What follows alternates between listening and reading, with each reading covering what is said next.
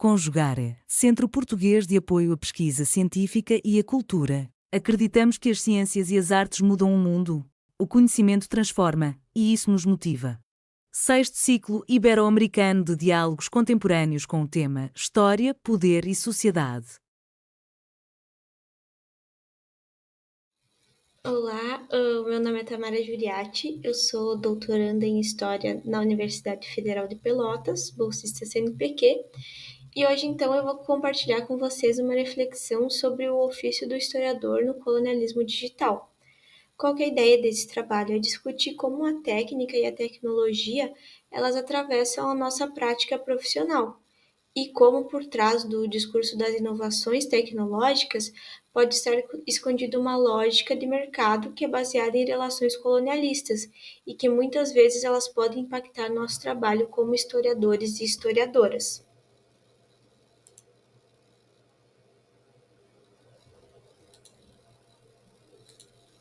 Então, o trabalho do historiador ele sempre esteve ligado à técnica, desde a datação por carbono na arqueologia até as bibliotecas digitais, a gente passou por muitas transformações ao longo dos séculos no que diz respeito à nossa prática profissional e também na forma como a gente vai trabalhar com as nossas fontes, com as nossas referências bibliográficas.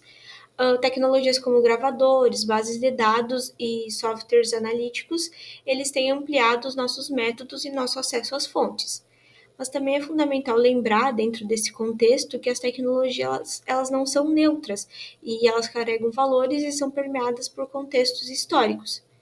Aqui eu utilizo o termo de Lucchesi, onde ela fala sobre a inescapabilidade do presente, que pode ser usado para a gente refletir justamente a influência que os adventos tecnológicos eles produzem nos nossos hábitos, comportamentos, enfim, em diversos aspectos do nosso conviver em sociedade e da nossa produção da sociedade.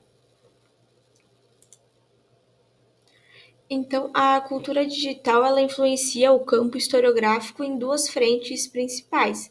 Primeiramente, na questão de como os nossos objetos históricos são construídos, no caso, sociedade, cultura, sujeitos históricos, e também na forma como o conhecimento histórico ele é produzido, organizado e escrito, influenciando nas nossas escolhas de temas de pesquisa, a produção de estado da arte, por exemplo, acesso a fontes, sistematização dessas fontes, na escrita, na divulgação dos nossos trabalhos, tudo isso então é impactado de forma visível por essas tecnologias do tempo presente e pelas tecnologias que nos acompanham ao longo da história. Mas essas relações de produção do conhecimento, elas esbaram muitas vezes em seu uso indiscriminado, em que não levamos em conta os aspectos sociais da produção dos artefatos técnicos que nos auxiliam no nosso trabalho. O Marx ele fala do fetiche da mercadoria, né? Então hoje também dá para a gente refletir sobre como as relações sociais se escondem através desses aparatos digitais, não só observando ele em si, mas o que está por trás da sua produção, da sua divulgação, qual foi o fim de produção daquele aparato tecnológico. A inteligência artificial, por exemplo, ela é exaltada como uma revolução no nosso contexto contemporâneo, mas raramente se fala sobre as pessoas que alimentam, que programam e que sustentam esses sistemas, que estão muitas vezes principalmente se tratando em países do sul global, em contextos de exploração por big techs, por empresas de tecnologia. A visão do progresso técnico como um caminho inevitável e positivo precisa ser constantemente questionada. Esse progresso ele ignora os conflitos que são estruturais no processo histórico. Então, nem tudo caminha para um progresso, né? A gente precisa refletir a quem serve esse progresso e quais são as pessoas que se utilizam dessa fala, desse discurso. Então, o colonialismo digital. Eu utilizo para esse conceito o texto do Faustino e do Lippold, que eles falam sobre, entre outras coisas, a acumulação primitiva de dados, ou seja, que os dados eles viraram um novo ouro na sociedade contemporânea e que as big techs, as empresas de informação e tecnologia, elas procuram, né, a extração desses dados que servem principalmente para o treinamento das inteligências artificiais. que necessitam então desses dados para, enfim, produzir o que a gente conhece hoje pelas linguagens de processamento de linguagem natural, né, que são muito usadas.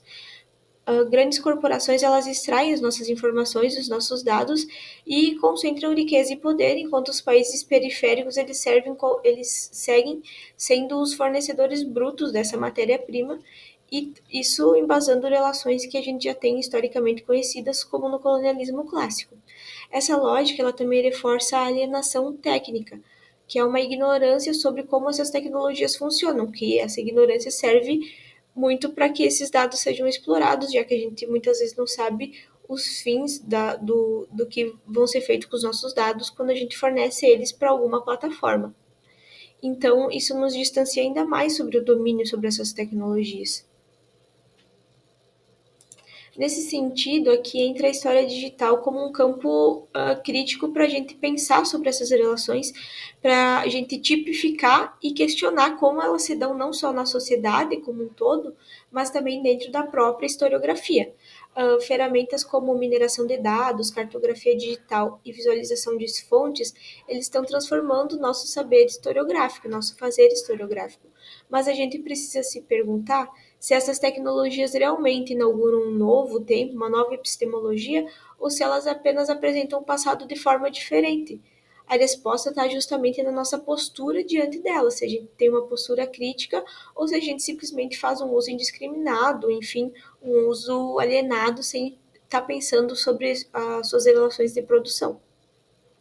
Aqui também entra muito o debate sobre a questão da produção da ciência, do saber historiográfico e das universidades públicas, e também das privadas, claro, mas aqui falando principalmente no contexto de universidade pública, já que as nossas universidades elas enfrentam sérios desafios, como falta de estrutura, cortes de bolsas, limitações tecnológicas, que muitas vezes impedem os pesquisadores de estar desenvolvendo todo o potencial que poderia estar sendo desenvolvido de forma ética e que beneficiaria o conjunto da sociedade.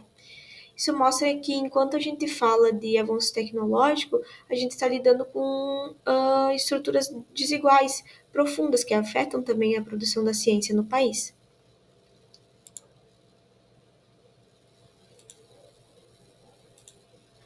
Para finalizar, então, é importante ressaltar que a tecnologia ela não é neutra, que ela reflete interesses, ideologias e desigualdades, que cabe ao historiador olhar para essas ferramentas não apenas como recursos técnicos, mas como construções históricas, que saibamos não só usar, mas interrogar essas tecnologias. E mais do que isso, propor alternativas éticas e inclusivas que contribuem para uma história crítica e comprometida com a justiça social. Bom, muito obrigada pela atenção. Eu vou disponibilizar o texto completo dessa apresentação no evento, então lá vai estar um aprofundamento da discussão maior do que aqui na apresentação, e também as referências bibliográficas, caso vocês queiram ver de onde que essas ideias foram embasadas. Obrigada. Realização: Conjugare, Centro Português de Apoio à Pesquisa Científica e à Cultura. Inscreva-se no canal, comente, curta e compartilhe. Obrigado por assistir.